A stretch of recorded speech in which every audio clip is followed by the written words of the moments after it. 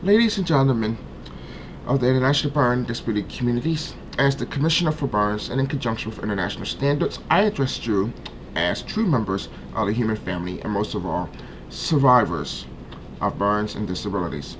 Since the creation of the Office of the Commissioner for Burns, the O.C.B, I've sat on a vast agenda of assisting those who have suffered burn-related injuries and or disabilities. However, in 2009, a vast agenda and course was needed to include all additional areas that needed addressing, from health and human services to climate change, from nuclear disarmament to hospital building, and providing supportive assistance to our public services safety agencies around the world. Our job and mission is far from over. We have a long road ahead of us, and we are committed to the cause of providing assistance and not handouts. My administration is about the spirit of humanity and what we can do to assist in creating that perfect tomorrow for all humankind without regards to sex, race, creed, and or national origin, but on the basis of our fellow human beings in need of a helping hand to get them to the next point of their life where they can safely live in a society that will not judge them on the premise of being burned or disabled, but on the characteristics of being a person first. At the Office of the Commissioner for Burns, we are working towards a day where every available resource can be provided to our emergency services personnel, so that their requests can be granted not on the premises of politics, but on the purpose of helping a community, a family, or just a civilian who calls for fire, police, and or emergency medical services to come to their rescue at a time of need. We also strive for a day where all people can be given access to proper medical services in their respective countries. Time and time again, we can see through the media the images of people bleeding in the streets and asking for medical treatment and nothing's offered to them.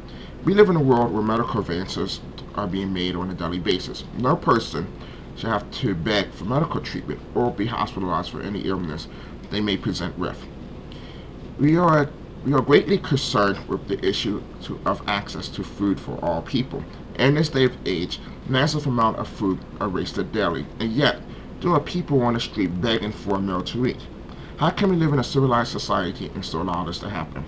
More needs to be done to prevent people from starving and needing to endure the embarrassment of having to stand on a corner and ask for handouts, with people just walking past them as if they do not exist. We need to do more with properly educating adults on the importance of appropriately raising children. We can no longer sit and watch parents abuse their children.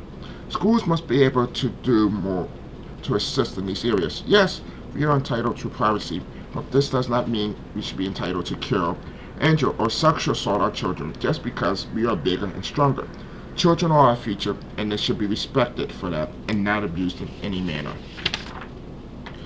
We need to do more to educate, to assist our fellow human beings, to aid when aid is requested, to keep warm when warmth is needed, to protect when protection is needed, to care when caring is required, to educate when educating is necessary.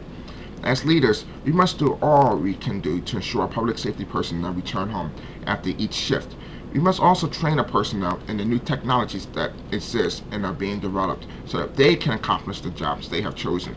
Furthermore, as leaders, we must be assured that our public service safety personnel, men and women, have all they need to perform at their very best, and in return, they can continue to save lives.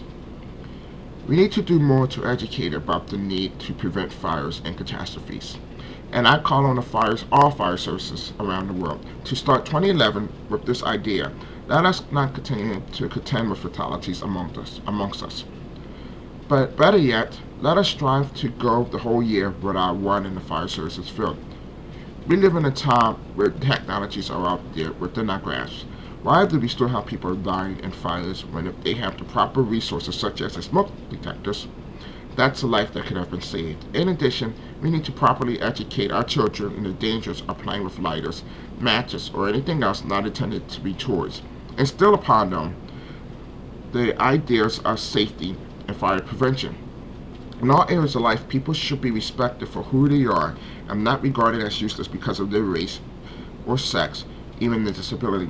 We all share this planet, and in the spirit of humanity, we should treat each other with the respect we all expect in return.